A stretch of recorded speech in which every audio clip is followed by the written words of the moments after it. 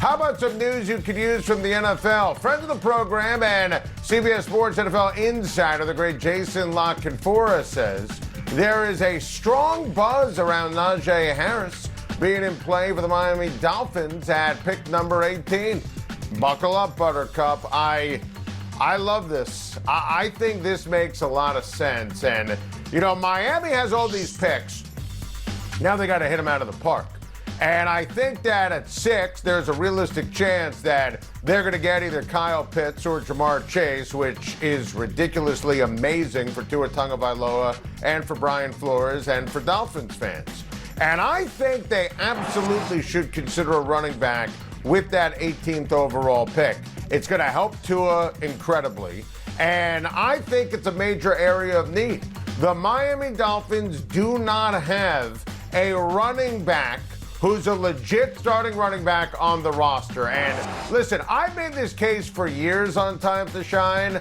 Listen, I understand there's a shelf life for running backs, and the running back position is not what it was. And I'm not talking about, you know, the foolish nature of the Giants taking Saquon Barkley at 2. But I am pro taking a running back if you're a good team and it's a major area of need at the end of the first round. We argued last year, draft Jonathan Taylor in the first round. Look at what he did as a round 2 pick for Indianapolis. You saw what happened with Swift, and he goes to Detroit, and when he was healthy, he was fantastic. If I'm Miami with that 18th pick, it makes a ton of sense. Harris, Williams, Etienne, they have first-round grades on them, and I think that getting a running back at 18 would be genius for the Miami Dolphins. We lamented last night on Time to Shine that the game of the night in sports was ruined by the Nets not caring and their players not playing. Well, it got even worse in game. Kyrie Irving played and was brilliant, and Steve Nash took him out in the middle of the fourth quarter with the Nets down 18. Well, Brooklyn came back as Kyrie was glued to the bench, and Irving never even came off the bench at the end. Joke. Disgrace. Embarrassment. The Brooklyn Nets didn't play to win before or even during the game. What are we even doing here? You heard it at the top of the show. Steve Nash said he thought about putting Kyrie back in, but opted not to because the reserves were playing well. And Kyrie had missed prior games. My head was going to explode. And then the press followed up by asking Nash if this counted as a moral victory because the Nets came back. A moral victory. I checked the Eastern Conference standings this morning. The Nets are now in second. I mean, look at the board right here. I see wins. I see losses. I don't see a category for moral victories. Moral victory? What the hell is that? Of course Kevin Durant should have played last night. And look, if he can't play back-to-backs, and he should be able to play back-to-backs, well, then he should have skipped the Minnesota game on Tuesday. Of course Kyrie should have finished the game. Steve Nash in Brooklyn could have stolen one. Buried Philly mentally. Oh, man, it's a joke. That should have been the sporting event of the night. And listen, I have to acknowledge here the sad truth, okay? And I want to make sure that I'm being genuine as I always am with you, the audience. The sad truth is it might not matter and the Nets could win a championship. But if the sports gods are paying attention, the Milwaukee Bucks will beat the Nets in the second round for karma. I'm officially now rooting for that to happen. An incredible night in the NBA filled with my guy. Starting with number 5, my guy, Julius Randle.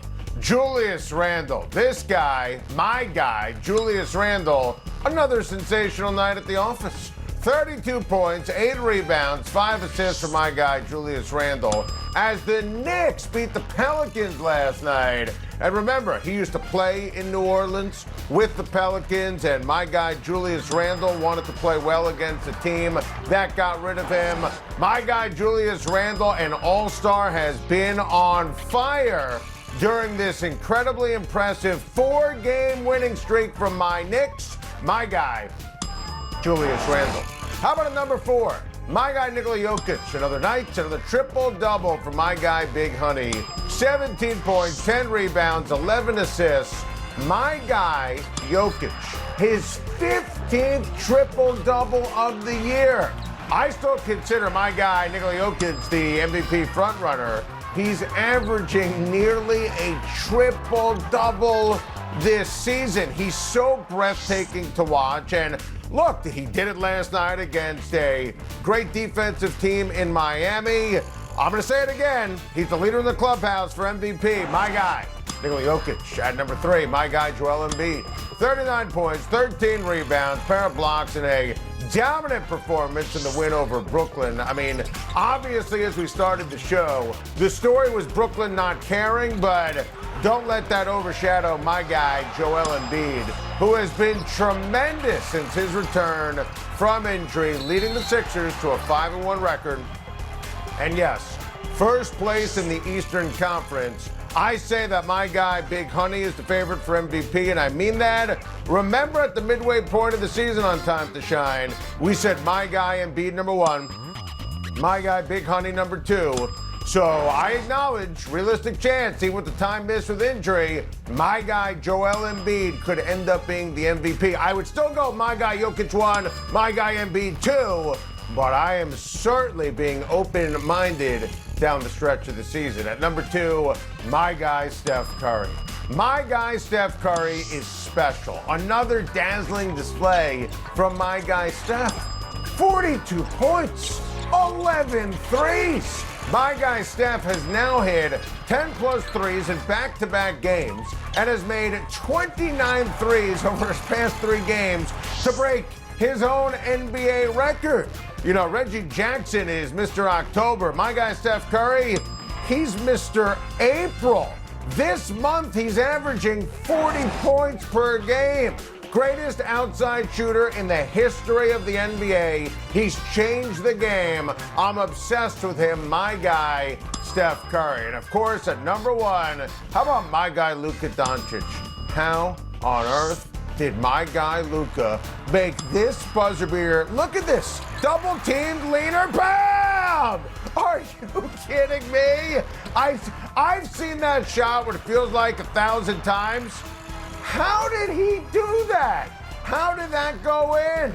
There was an opportunity for that moment after my guy Grayson Allen missed a couple of free throws. Look at the standings. It's big for Dallas. No one at the upper portion of the Western Conference is going to want to face the Dallas Mavericks in the playoffs. That's because of the sheer genius and domination.